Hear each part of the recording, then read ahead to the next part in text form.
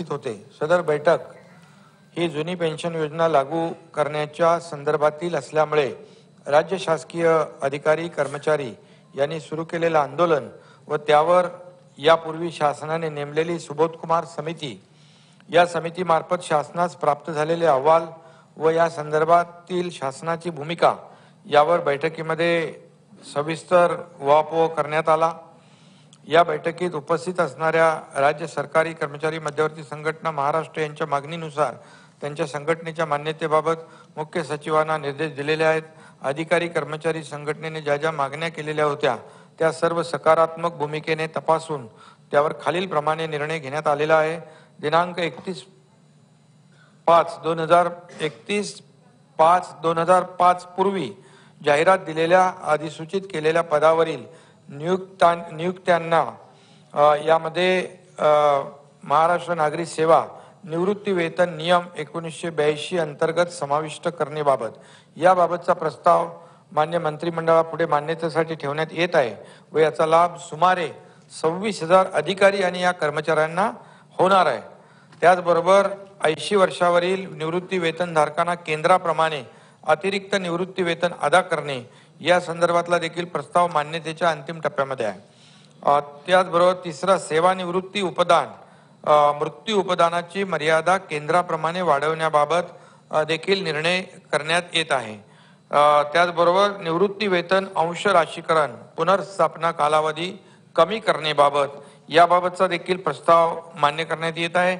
वित्त व लेखा या विभागातील सेवा प्रवेश नियमांबाबत या संदर्भात बैठक झाली असून निर्णय अंतिम टप्प्यात आहे।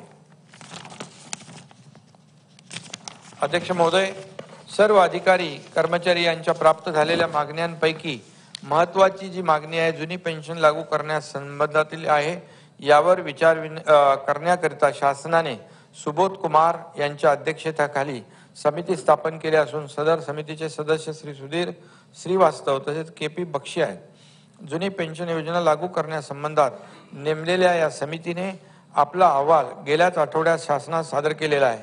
यामध्ये समितीने सुचवलेल्या तरतुदी लागू करण्याकरिता त्याचा सविस्तर अभ्यास होणं आवश्यक आहे, कारण फायनान्शियल इम्प्लिकेशन आणि या संदर्भामध्ये सदर अभ्यास करण्याचे निर्देश अतिरिक्त मुख्य सचिव वित्त व अतिरिक्त मुख्य सचिव सेवा यांना देण्यात आले आहेत।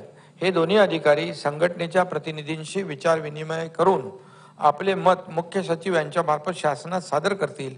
निवृत्त होणाऱ्या कर्मचाऱ्यांची आर्थिक व सामाजिक सुरक्षा जुन्या पेन्शन योजनेप्रमाणे योग्य प्रकारे राखली जाईल या मूळ तत्वावर शासन ठाम आहे। प्राप्त अहवाल व त्यावरील चर्चा व अंतिम निर्णय हा या तत्वाशी सुसंगत असेल। सदर अहवालावर अंतिम निर्णय येत्या अर्थसंकल्पीय अधिवेशनात घेण्यात येईल। मी सदनास ग्वाही देऊ इच्छितो की संघटनेच्या मागण्यांप्रती शासन सकारात्मक आहे, त्यामुळे संघटनेने सुरू केलेला संप त्वरित मागे घ्यावा व सर्वसामान्य जनतेची गैरसोय होणार नाही याची काळजी घ्यावी असं मी सर्वांना आवाहन करीत आहे। धन्यवाद। सन्मान्य सदस्य दिलीप बनकर।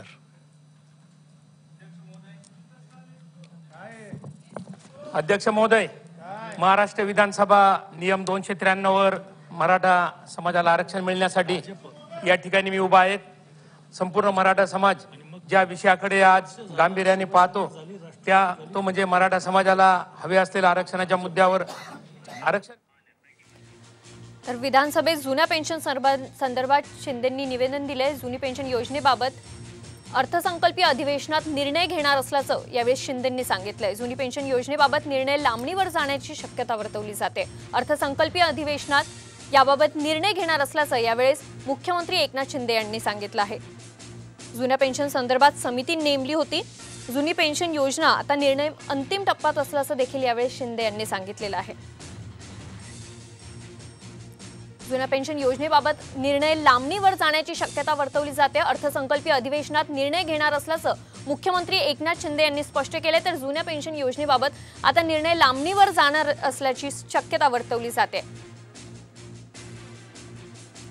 जुन्या पेन्शन योजनेबाबत बैठक झाली, त्याबाबत सुबोध कुमार समिती नेमली होती असं आता विधानसभेत मुख्यमंत्री एकनाथ शिंदे यांनी सांगितलं।